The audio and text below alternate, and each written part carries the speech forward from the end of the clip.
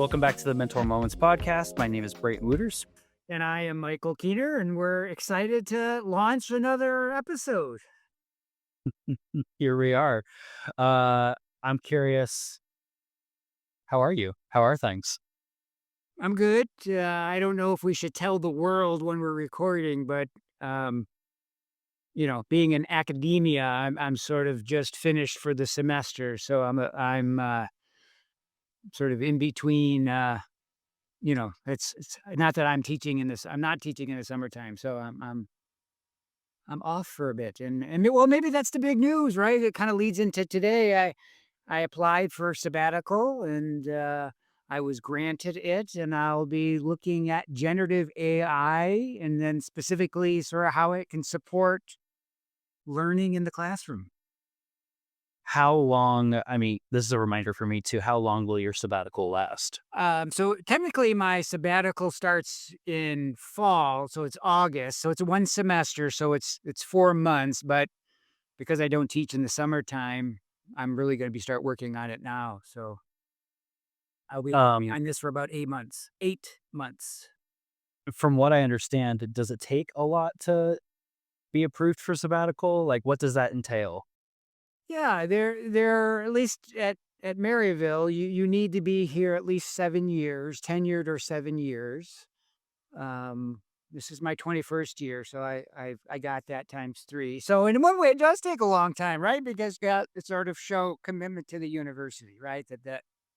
Um, and then you have to apply for it, write a proposal. There's criteria. You're interviewed by the sabbatical committee.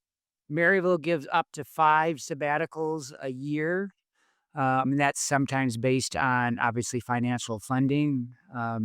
So I have the semester off. I'm not teaching. I'm not doing service. I'm just working on this. And this year, Maryville granted 4, which I don't think we've ever granted 4 in a year before. So it's pretty exciting. I'm pretty happy. So it'd be nice to get really some dedicated jumping right in and getting some long term thinking about AI, and it'd be actually fun to see how much AI changes in these, 8 months as well. Yeah, agreed. Now, just for the viewers and also I guess for me too, like how have you ever taken a sabbatical before? I have not, so this is new. Okay. Being a director. Not that I couldn't. It's just one of the complications when you do a sabbatical is who's going to do your job while you're not doing your job. So, um, with starting our new counseling program, there's less courses that need to be taught right now. So it was just an ideal time to apply, be awarded. I guess I just want to say, put it out in the world, right? That I am still, even though I'm not a techie, right? Even though it's AI, I love thinking about learning. So to me, all my stuff that I'm doing is I'm applying to learning versus doing something just because it's the hot new technology. So Hot new technology. Hot new. That's us. that's right. That's Hot mentor moments. new. God. Trying to think of it like updates on my end. I got a question for you. This is Okay. a safe one, right? Because sometimes I'm known to not give you safe questions, maybe. Yeah, through your newsletter, your Woot and Wooters, do you have a what's the next burning topic that you? Ooh. Yeah, that's a good one. Wow. Yeah, a little shameless plug there. Yeah, so we're recording this right now in May, so June 1st. June 1st will be the next newsletter, and it will be about why therapists hate documentation. It's gonna be about like I think a lot of people typically hate documentation. I think I most people hate taking notes, I think. There are probably some outliers out there, but just about every single therapist or counselor that I've ever met has never really ever told me, "Oh, I love to take notes and document and to do that." And other than the fact that it's boring, I kind of took a deeper dive into the neuroscience of it all and just how our brains work and how difficult it is for us to jump from left brain to right brain. Just because of the nature of our job. So that's going to be out June 1st. So be prepared for that. My last one was about Netflix's adolescence, which was about more about the struggle of masculinity, the struggle about boys, something that I've been super passionate about for the last couple of months. I'd say definitely something that I think is super relevant. So, little shameless plug there. If anybody wants to check it out, I've got it. It's on my LinkedIn, and it's I also went out everywhere. yeah, No, the other one before that was on haircuts, right? Like, it was on haircuts or maybe lack thereof. Like I don't know. I've got kind of a. I'd like to get a mullet going on here. Um, that is coming it, back or is back in style, it is. It is the mullet Shaving, mustache. yeah, shaving on the side too, maybe. Well, I'm surprised. I mean, I feel like a lot of the wrestlers that you work with probably have He mullet. loves hair, long hair, short hair, all it's shave. Sometimes I just like growing mustaches. So Mustaches are super in. yeah, They're super in. well, Uh, I guess shameless plug. Our we Maryville had two national championship wrestlers, and Ryan Herman, our heavyweight, for most of the season, he was sporting a pretty good looking mustache, but he shaved it before nationals, and it was good luck, I guess, to shave it because obviously he won. He did not give up a takedown in the whole national tournament, so he had an awesome tournament. So That's impressive, and speaking from somebody that knows very little about wrestling, I like to think that it's probably all about the mustache, it the is. luck And charms. you got to look as I don't know, cool or as intimidating as possible. So maybe he was Which trying to what look younger. Sometimes people grow facial hair to look older. Maybe he was trying to look younger for some reason. I don't. maybe, I mean, I wish that, like, luchador masks were allowed. I'm guessing they aren't, but just From that. how much fun that'd be. Yeah. Okay, let's get into the topic of the day. Today we're chatting about AI. We're already talking about it a little bit, but we wanted to take this episode or the next couple episodes to just really dive deep into AI. Dr. Kiener and I have been chatting a lot about it, and um, the first piece that I think is important that we talk about are these two terms, which is, digital natives versus digital immigrants. And so for our listeners or our viewers that don't know what those terms mean, Dr. Kenneth, could you give us an idea of what Yeah, it sort of applies to, I guess, generational differences where if you are a native, you were born in the world of technology. So maybe given a simple example is, people being born today won't know a phone that's not a computer.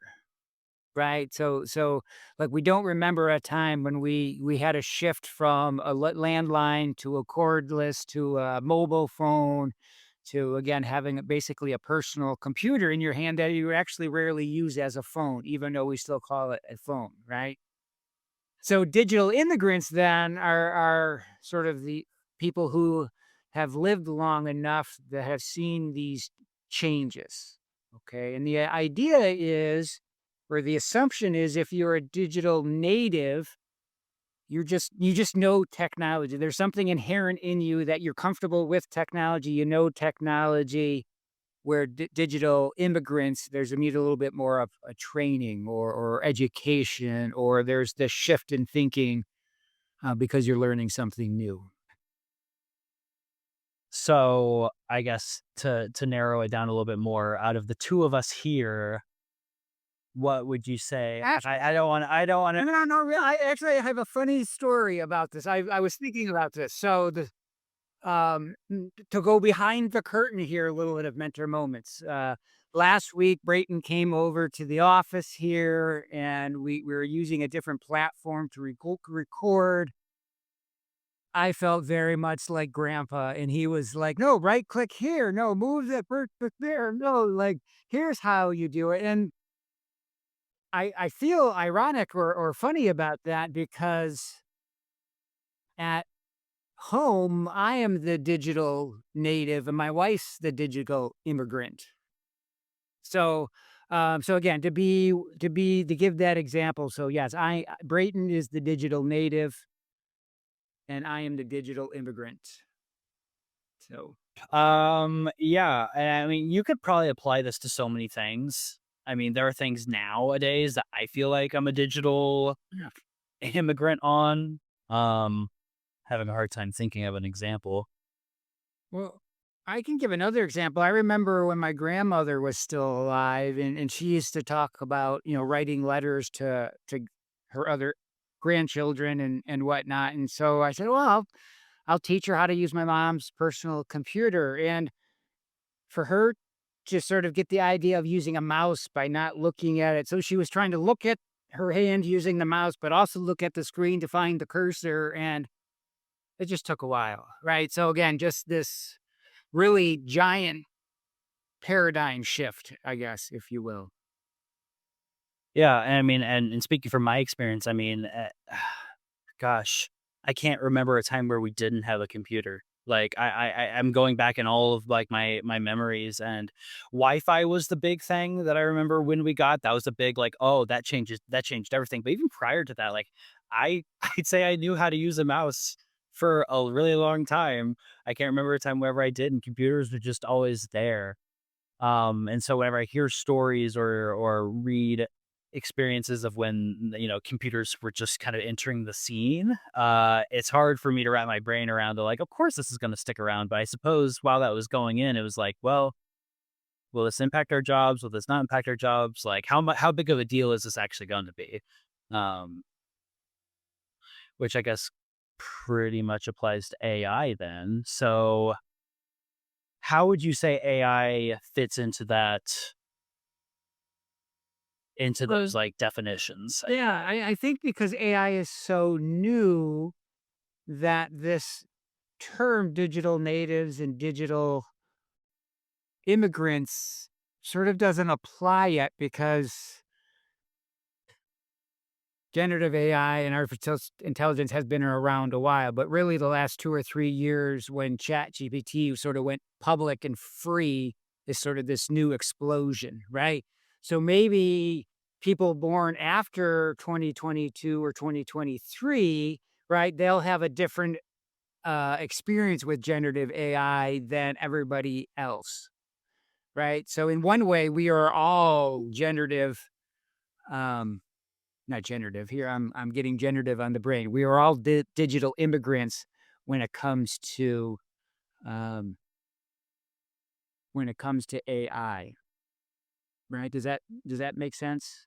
It does make sense, and so then I guess my question, I'm following it up by, uh, you're saying something that, like, makes sense to me, but I'm wondering if the general population understands that. Like, do people know, "Okay, I'm an immigrant to this. I'm not like a skilled person whenever it comes to generative, like to AI." Do people know that? I suppose. Well, I mean, I would, and generally they may not, right? I guess if you're familiar, I'm not sure. Maryville has been using this term in other ways because Maryville prides itself in being technology forward. And so we've sort of used this when we've incorporated the iPad into all undergrad curriculum and other sort of learning apps that we sort of, I guess this applies. We assumed that the students would be much more familiar with it than the faculty, but in reality, even though they're used to technology, they still need to be taught how to use the apps. So again, I guess to answer your question, I bet people might not sort of be aware of this term digital natives versus digital immigrants. I guess it's just really it comes down to your comfort level with, in this case, technology. And there's the assumption that if you are younger, you'll have more comfort and experience with it than if you are older. Um, And I think that you're touching on something that's important, which is like that level of comfort. Like when I use this, do I feel competent when I use it? I don't think that there are very many times nowadays wherever I get in front of a computer and I go, "Ooh, I don't know what to do." Like I know what buttons to press. I know like how to use the mouse. I know the general ideas of the internet and Wi-Fi and those pieces. I will say that, granted, there are lots of times where I will use AI and I will have those feelings of like, what do I do? Yeah, I guess I was as soon as you're saying like turning on your computer, and I guess I'm gonna follow up there before going to your second piece, right? Like we feel this pull, like maybe when we get a brand new computer, right, or a new update, because now we're not familiar again, right? My wife and I got a brand new TV.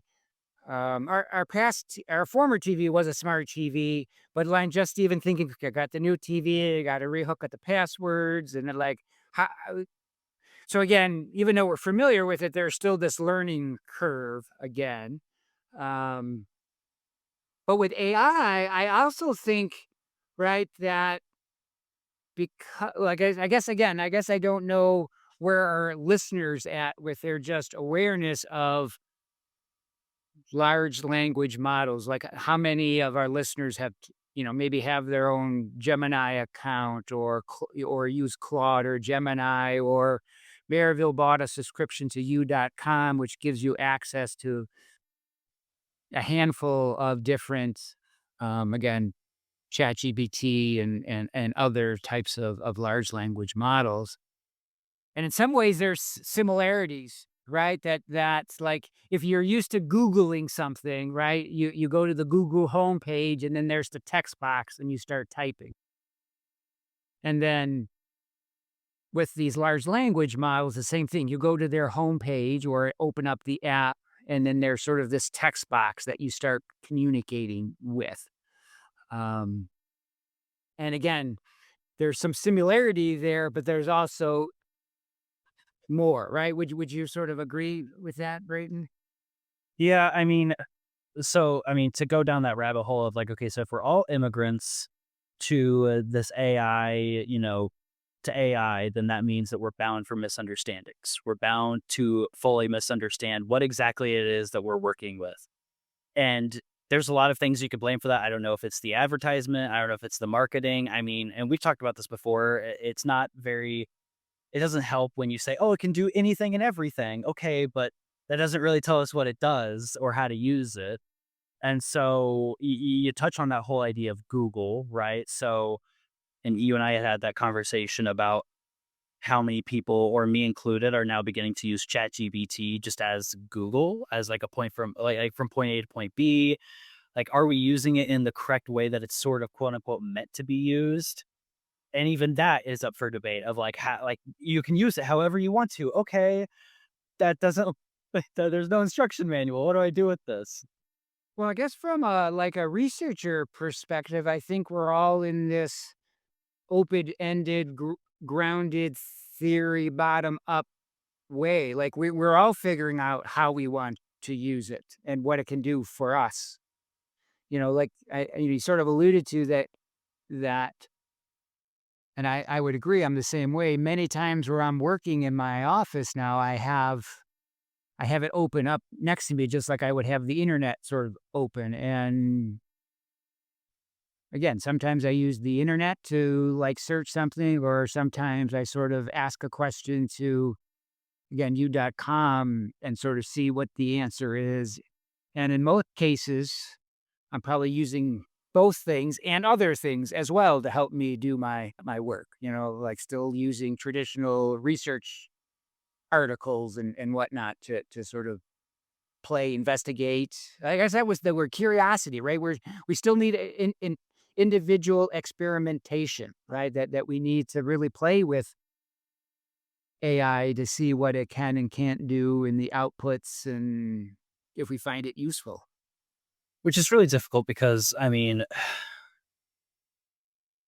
I appreciate I appreciate that you're using the word need. Like we need to have time to play around with it, and I also understand that a lot of people don't really feel like they need to do that. It can be a want, but it's not necessarily something that people think like, okay, I need time to play around with this.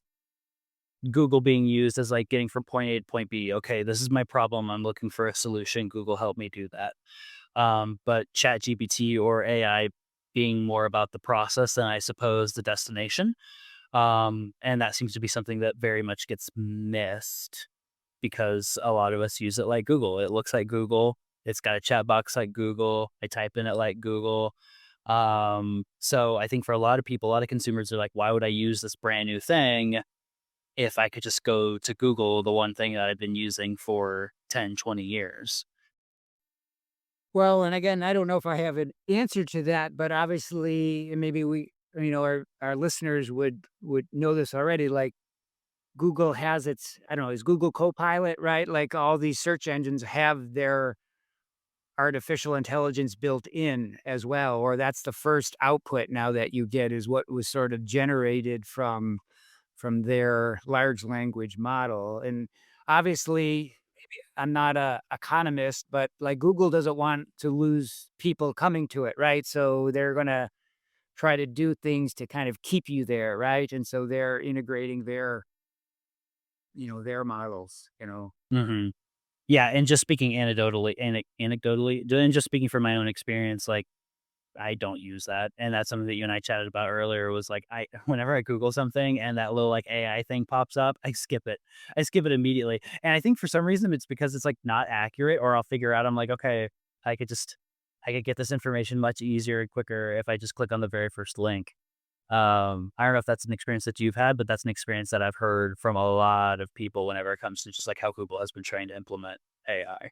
Yeah, I mean, again, I know we chatted about this. It's like I purposely avoid the sponsored posts, right? Because no, I'm not gonna you no, I wanna go farther down.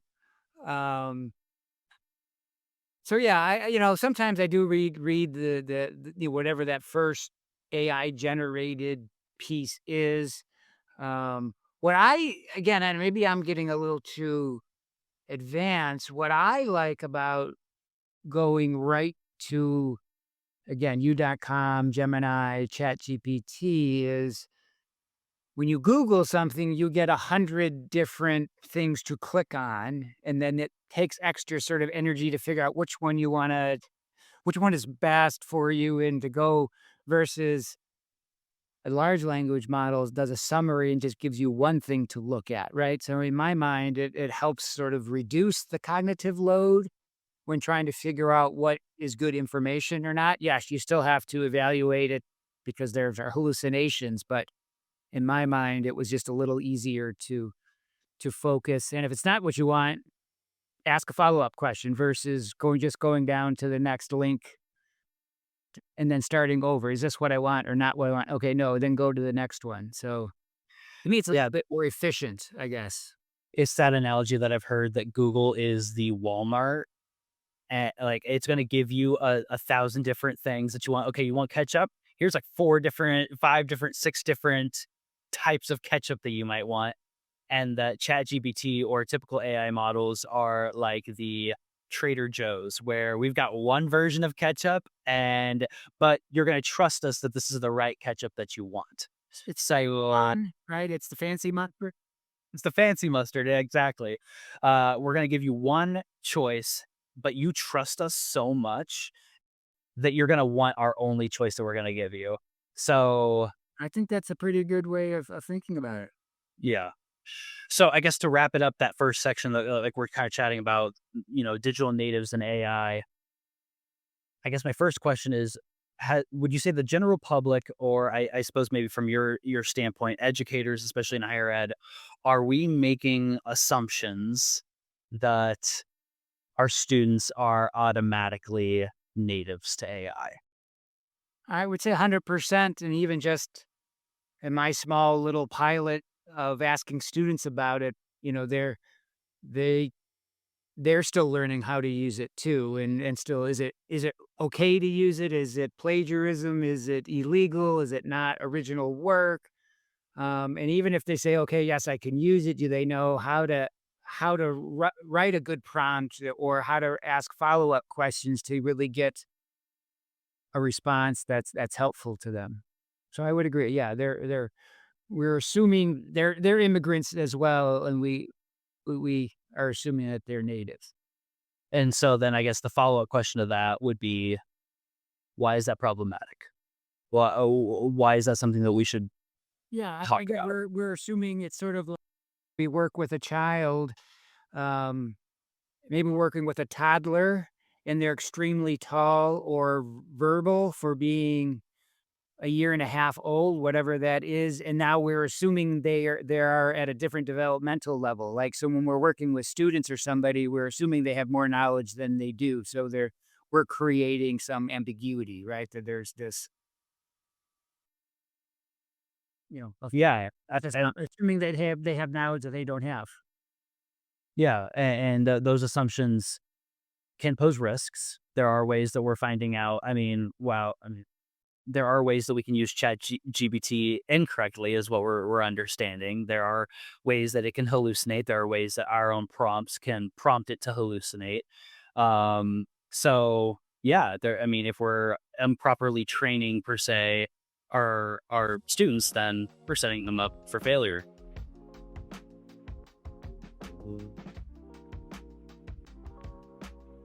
Stay tuned for part 2 of this special AI episode of Mentor Moments.